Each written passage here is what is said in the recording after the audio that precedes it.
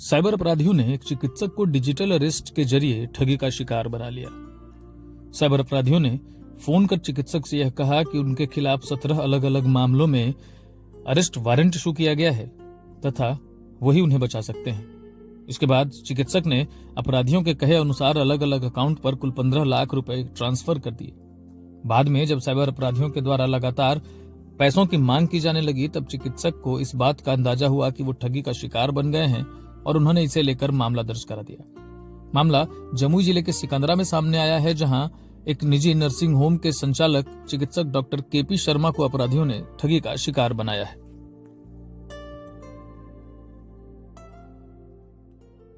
कैसे आप cyber fraud में फंसे? मैं 4 तारीख की बात है, 4 जनवरी 2025 की।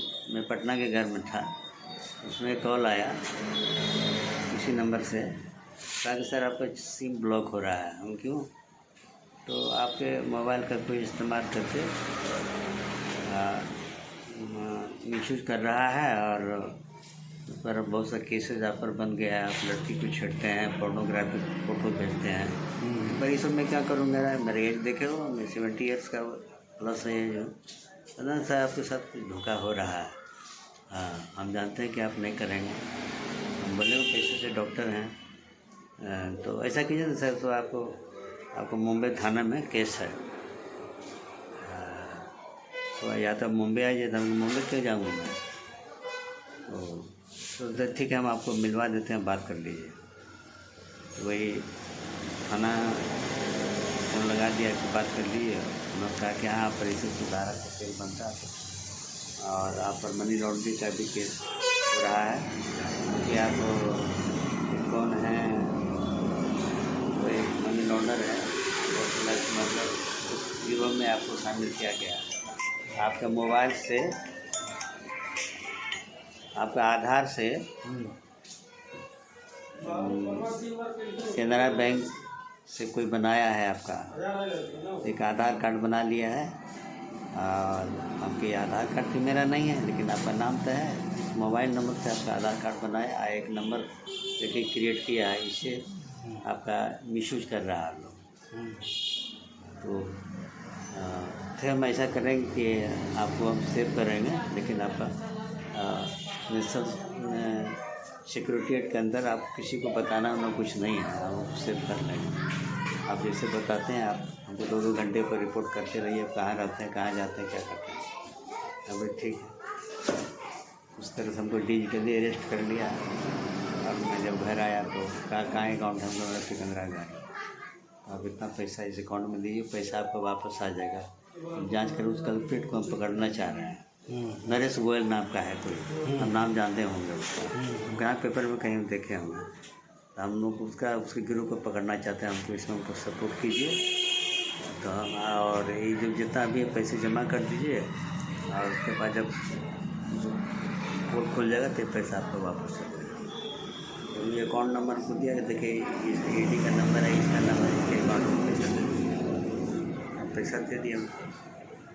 तो खाते से जो पैसा था हमारा सेविंग अकाउंट में, एक में 11 लाख था, एक में 4 लाख था। स्टेट बैंक से 11 लाख दिया, बैंक ऑफ इंडिया से 4 लाख रुपया था। बाकी ठीक है, आपको अपना किसी को बताया जाएगा नहीं। और कहाँ पैसा है हमारा FD में है, PTF उसमें है, तो उस सबको आप जोड़ कर रखिए। तो उसी से हमको सेंस हो गया कि नहीं, कुछ प्रॉब्लम हमारे साथ हो रहा। तब हम बात को लिख किए तो कहा नहीं सर, आप तो चीट कर रहा है, आपको कोई साइबर में लग गया। तो फिर मैं थाना गया और जमुई थाना साइबर सारी बात बताई। इसलिए FIR हो गई।